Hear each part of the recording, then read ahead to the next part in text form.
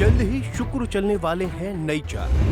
124 दिन के लिए मेष राशि को सताएंगे शुक्र। मेष राशि वाले करें ये उपाय। मेरे YouTube पेज एस्ट्रो नरेश पर आपका स्वागत है। नमस्कार, मैं हूं नरेश कुमार। सबसे पहले उन दर्शकों का धन्यवाद जिन्होंने पेज को सब्सक्राइब किया है, पेज के वीडियोस को शेयर कर रहे हैं, लाइक कर रहे हैं और कमेंट बॉक्स में हमें अपनी राय भी लगातार भेज रहे हैं। दोस्तों, आज के वीडियो में बात करेंगे शुक्र की। शुक्र राक्षस गुरु हैं, लेकिन शुक्र कलयुग में देने वाले ग्रह कहे गए हैं। जब हम जन्म कुंडली का विश्लेषण करते हैं तो सबसे लंबी महादशा जो है वो शुक्र की आती है। 20 साल की शुक्र की महादशा आती है। शुक्र लग्जरी के कारक हैं, शुक्र एंटरटेनमेंट के कारक हैं, शुक्र तमाम तरह के धन के कारक हैं। विपुल धन शुक्र से आता है।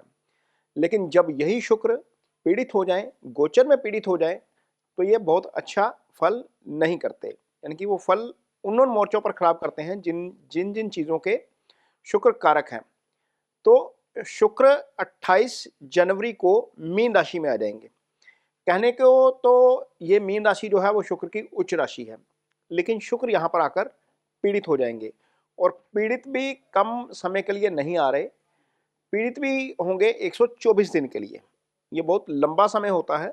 नॉर्मली शुक्र का जो गोचर होता है वो एवरेज 27 दिन का होता है, लेकिन कई बार ग्रह मार्गी वक्री होता है, उदय अस्त होता है, सूर्य से दूर जाता है, करीब आता है, तो कई बार ऐसे ग्रह भी काफ़ी लंबा समय लगा लेते हैं गोचर में। तो शुक्र जब 28 जनवरी को राशि परिवर्तन करेंगे और मीन राशि में आ जाएंगे, तो आप देखिए यहाँ पर जो कुंडली आपके सामने लगी है ये 28 जनवरी की कुंडली है। अब यहाँ पर शुक्र राहु केतु एक्सिस में है। 12 में राहु का गोचर हो रहा है, 6 राशि में यानी कि कन्या राशि में केतु का गोचर हो रहा है। मंगल वक्री होकर मिथुन राशि में आ चुके हैं। ये बैकवर्ड मूवमेंट में है मंगल और मिथुन राशि में है। अब जब हम केंद्र निकालते हैं तो शुक्र का केंद्रीय प्रभाव जो है वो नेगेटिव हो गया। ये चार्ट आपको बता रहा है। गुरु इस समय 2 राशि में गोचर कर रहे हैं, तो दृष्टि नहीं बन पाएगी, यहां पर सपोर्ट नहीं मिल पाएगा शुक्र को, तो यहां पर ये पीड़ित हो जाएंगे। राहु केतु का गोचर यहां पर रहेगा 29 मई तक, तो ये राहु केतु के बीच तो रहेंगे ही रहेंगे तब तक। लेकिन इसी बीच 2 मार्च को शुक्र जो है वक्री हो जाएंगे। वक्री होंगे और लगभग इसी मार्च में 19 मार्च के आसपास शुक्र जो है वो अस्त भी हो जाएंगे और 25 मार्च को शुक्र उदय होंगे। वक्री अवस्था में रहते हुए उदय होंगे और अस्त होंगे। इसके साथ ही 13 अप्रैल को शुक्र जो है वो मार्गी हो जाएंगे। मार्गी तो हो जाएंगे लेकिन रहेंगे यहाँ पर ही। जब मार्गी हो जाएंगे तो इसी बीच, क्योंकि 12 राशि में शुक्र गोचर कर रहे हैं, तो इसी बीच शुक्र के साथ साथ जो गोचर है सूर्य का भी शुरू हो जाएगा। राहु के साथ साथ सूर्य का गोचर भी शुरू हो जाएगा यहाँ पर। क्योंकि 15 मार्च से लेकर 13 अप्रैल 14 अप्रैल के आसपास सूर्य मीन राशि में रहते हैं, तो सूर्य भी ज्वाइन करेंगे। ये आपके सामने चार्ट दूसरा आ गया अप्रैल महीने का, जब शुक्र सूर्य के एक्सिस में रहेंगे, राहु के एक्सिस में रहेंगे और आपके साथ केतु के एक्सिस में रहेंगे, यहाँ पर पीड़ित हो जाएंगे। इसके बाद क्या होगा, 29 मार्च को शनि राशि बदलेंगे। शनि इस समय कुंभ राशि में गोचर कर रहे हैं। 29 मार्च को सूर्य भी आकर ज्वाइन कर जाएंगे मीन राशि में। यानी कि शुक्र अब कहाँ फंस गए, राहु केतु एक्सिस में फंस गए, सूर्य के साथ फंस गए, शनि के साथ फंस गए। हालांकि सूर्य आगे निकल जाएंगे 13 अप्रैल को, लेकिन शनि फिर यहीं पर रहेंगे। और ये पीड़ा जो शुक्र की है वो 31 मई को जाकर खत्म होगी, जब शुक्र आगे निकल जाएंगे। तो 124 दिन के लिए शुक्र पीड़ित अवस्था में रहेंगे। जब इतना अच्छा ग्रह, विलासता का ग्रह, अपार धन का ग्रह, मीन्स रोमांस का ग्रह, वो पीड़ित अवस्था में चला जाएगा, तो निश्चित तौर पर कुछ राशियों को इसकी समस्या जरूर होगी। अब सवाल है कि किसको प्रॉब्लम होगी। शुक्र 2 राशियों के कारक, 2 राशियों के स्वामी हैं।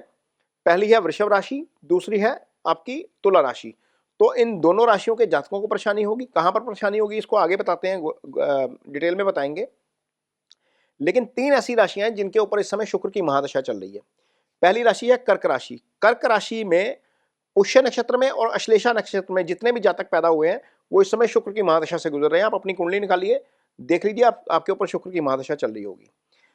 दूसरी राशि है जिसके ऊपर शुक्र की महादशा चल रही है वो है वृश्चिक राशि। अनुराधा नक्षत्र शनि का है, ज्येष्ठा नक्षत्र बुध का है। इन दोनों नक्षत्रों में पैदा होने वाले जातकों के ऊपर इस समय शुक्र की महादशा चल रही है। तो ये चौथी राशि है जो प्रभाव में आ जाएगी। 5वीं राशि है आपकी मीन राशि। मीन राशि के ऊपर भी इस समय शुक्र की महादशा चल रही है। मीन राशि के उत्तर भाद्रपद और रेवती नक्षत्र, इन नक्षत्रों में पैदा होने वाले सारे जातकों के ऊपर इस समय शुक्र चल रहे हैं। तो जितने जातक हैं 30 से 50 साल की उम्र के, कुछ तो जातक अभी पैदा ही हुए होंगे उत्तर भाद्रपद नक्षत्र में, उनके ऊपर नहीं, मैं प्रोफेशनली बात कर रहा हूं कि जिनकी उम्र 30 से 50 साल की है, जिनका जन्म नक्षत्र ये है, उनके ऊपर इस समय महादशा जो है वो शुक्र की ही चल रही है। अब इमेजिन करिए आपका जो रूलिंग प्लैनेट है शुक्र, वो पीड़ित हो जाए, मीन्स इतने ट्रांजिट में इतने जबरदस्त तरीके से पीड़ित हो जाए, तो वो आपको फल क्या ही कर पाएगा। मीन्स वो आपको अच्छे फल, क्योंकि शुक्र ने अच्छे फल करने होते हैं, तो वो अच्छे फल नहीं कर पाएगा, बल्कि नेगेटिव फलों का जो है वो अंबार लग जाएगा। तो यहाँ पर समझने की बात यह है कि 3 राशियों के लिए रूलिंग प्लैनेट जो है पीड़ित हो रहा है, और 2 राशियां जो शुक्र की अपनी राशियां हैं उनके लिए राशि स्वामी ही पीड़ित हो रहा है। तो इसका क्या असर पड़ेगा ये वीडियो में आपको आगे बताते हैं। तो सबसे पहली राशि जिसको इसका प्रभाव पड़ेगा वो है अपनी वृषभ राशि, जो शुक्र की राशि है। हालांकि यहां पर गोचर 11वें भाव में होगा। शुक्र का गोचर 11वें भाव का अच्छा होता है, राहु का गोचर भी 11वें भाव का अच्छा होता है। तो यदि इसको रूल के मुताबिक देखेंगे, यानी कि नियमों के मुताबिक देखेंगे, तो ये दोनों 11वें भाव में अच्छे गोचर में रहेंगे। लेकिन चूंकि शुक्र पीड़ित हो गए हैं, शुक्र के साथ सूर्य भी आ जाएंगे, शनि भी आ जाएंगे, वो ज्यादा पीड़ित कर देंगे। बाय द वे शनि और सूर्य दोनों का गोचर भी 11वें भाव का अच्छा होता है। ये शनि, सूर्य, राहु, शुक्र, ये चारों ही 11वें भाव में अच्छे गोचर में होते हैं।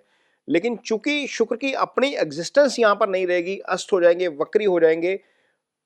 उच्च का ग्रह वक्री हो जाए तो वो खराब फल करता है, नीच का ग्रह वक्री हो जाए तो वो अच्छे फल करता है। तो यहाँ पर वक्री होना, अस्त होना, इतने ज्यादा ग्रहण के प्रभाव में आ जाना, इस समय 29 मार्च को ग्रहण भी लगेगा, मींस ये मीन राशि में ही लग रहा है। तो यहाँ पर 11वें भाव में जब ग्रहण लगता है तो निश्चित तौर पर बहुत सारी चीजों को डिस्टर्ब कर देता है। तो वृषभ राशि के जातकों को क्या ध्यान रखना है? सबसे पहले तो अपनी सेहत का जरूर ध्यान रखिए, क्योंकि यहाँ पर आपकी सेहत के साथ चीजें थोड़ी सी गड़बड़ हो सकती हैं। दूसरा, कोई भी फैसला करना है आपने तो एक ओपिनियन जरूर लीजिए। कोई आपके अच्छे दोस्त का ओपिनियन ले लीजिए, लाइफ पार्टनर का ओपिनियन ले लीजिए, जिसका ओपिनियन आपको अच्छा लगता है उसके साथ उसका ओपिनियन जरूर लीजिए। क्योंकि यहाँ पर स्थिति ऐसी बन रही है कि आपका 5वां भाव जो बुद्धि विवेक का भाव होता है, जिससे हम डिसीजन मेकिंग करते हैं, उसके ऊपर इतने सारे ग्रहों की दृष्टि आ रही है। शुक्र को तो खैर पीड़ित हो ही गए, लेकिन आपका 5वां भाव भी बहुत बुरे तरीके से पीड़ित होगा। तो कोई भी डिसीजन लेना है आपने 28 जनवरी के बाद, 31 मई के बाद, कोई मेजर डिसीजन, वैसे तो रोजमर्रा के डिसीजन लेते ही लेते हैं कि कितने बजे ऑफिस जाना है, कितने बजे वापस आना है, क्या करना है, वो डिसीजन तो हम लेते ही लेते हैं। लेकिन जो इंपॉर्टेंट डिसीजन है, कोई एसेट क्रिएशन करनी है, कोई रिलेशनशिप को लेकर फैसला करना है, कोई प्रॉपर्टी खरीदनी है, तो एक बार जरूर जो है वो राय जरूर करिएगा। कोई मेजर डिसीजन करना है, किसी के साथ पार्टनरशिप करनी है, तो उसमें भी डिसीजन मेकिंग जरूर रखिएगा। कोई प्रॉपर्टी खरीदने जा रहे हैं, क्योंकि शुक्र प्रॉपर्टी का कारक है, एसेट्स का कारक है, तो उस दिशा में भी यदि आप काम करेंगे तो वहां पर भी आप अपना जो है वो डिसीजन किसी की राय लेकर ही करिए। शुक्र आपके लिए 6ठे भाव के भी स्वामी हो जाते हैं। ये रोग ऋण शत्रु का भाव होता है, लिटिगेशन, एलिगेशन, कंट्रोवर्सी का भाव होता है। तो यहाँ पर क्या करना है आपने, किसी की फाइनेंशियल या लीगल गारंटी मत लीजिए, क्योंकि आपकी राशि का स्वामी पहले तो पीड़ित है, दूसरा आपके 6ठे भाव से 6ठे में है। जब हम काउंट करते हैं ना, तो 6ठे से 6ठा 11वां भाव होता है, तो वहां से 6ठे में जाना उसका अच्छा नहीं है, और उस भाव के फल ज्यादा खराब हो सकते हैं, क्योंकि शुक्र की मूल त्रिकोण राशि ही जो है वो आपके 6ठे भाव में आ रही है। तो यहाँ पर फाइनेंशियल गारंटी, लीगल गारंटी नहीं लेनी, किसी भी अनावश्यक विवाद में नहीं पड़ना, पैसा किसी को उधार मत दीजिएगा, वो पैसा फंस जाएगा आपका। तो वृषभ राशि के जातकों को अपने खाने पीने का ध्यान रखना पड़ेगा, अपनी सेहत का ध्यान रखना पड़ेगा। चूंकि 6ठा रोग का भी भाव है, तो सेहत को लेकर थोड़ा सा सजग एक्स्ट्रा रहना पड़ेगा, अपना लाइफस्टाइल मेंटेन करके रखिएगा, इससे चीजें थोड़ी सी आपके लिए बेटर रहेंगी। इतनी ही हम रेमेडी ले सकते हैं। इसके अलावा शुक्र की जो रेमेडीज होती हैं वो वीडियो के अंत में भी हम बताएंगे, इसलिए वीडियो में अंत तक हमारे साथ बने रहिएगा। लेकिन इस अवधि में सावधानी जरूर अपेक्षित है। हो सकता है कि कुछ जातकों को ये वीडियो थोड़ा सा नेगेटिव लगे, चूंकि प्लैनेटरी पोजीशन ऐसी है, ये सारी चीजें आपके सामने हैं, ये बताना एज ए एस्ट्रोलॉजर फर्ज है। आपको ये भी बताया जा सकता है कि शुक्र उच्च के हो रहे हैं, शुक्र आपको ये फल दे देंगे, ये फल दे देंगे, वो चीज शायद गलत हो जाती, वो ऑनेस्टी नहीं होती। चूंकि यहाँ पर पीड़ित हो रहे हैं, इसलिए आपको सावधान करना बहुत जरूरी है। यदि आपकी कुंडली में शुक्र की स्थिति कमजोर है, जैसे यहाँ पर अब हो रही है, शुक्र अस्त हो रहे हैं, वक्री हो रहे हैं, राहु के तो एक्सिस में आ रहे हैं, सूर्य शनि के साथ आ रहे हैं, ऐसी स्थिति यदि आपके चार्ट में है शुक्र की, तो यदि आप मैरिड हैं तो आपके घर में ही आपकी वाइफ शुक्र है।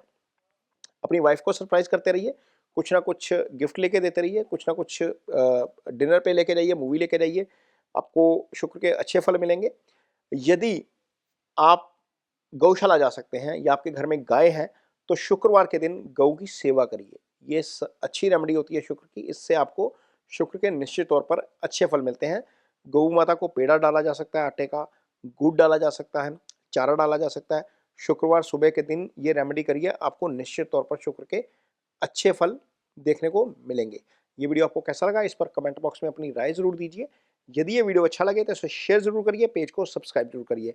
इसके साथ ही मुझे दीजिए इजाजत। नमस्कार।